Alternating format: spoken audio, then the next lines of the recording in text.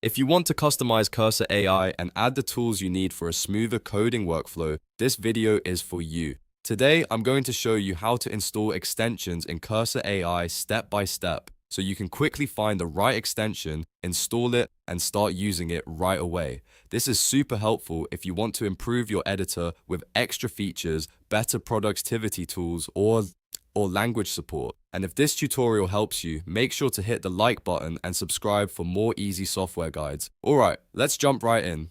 First, open Cursor AI on your computer and look at the activity bar on the far left side of the window. In that left sidebar, you'll see several icons, and the one you need is the extensions icon. Click that extensions icon to open the extension marketplace inside Cursor. Once the extensions panel opens, you'll be able to browse or search for the extension you want to install. This is where you can add plugins and tools that help extend Cursor's functionality. Now, in the search box, type the name of the extension you're looking for. You can search for a specific tool if you already know what you need, or you can explore recommendations if you're still deciding. As soon as the correct extension appears in the results, take a moment to confirm it's the one you want. It's always a good idea to check the name carefully before installing, especially if multiple extensions have similar names. After that, click the Install button next to the desired extension.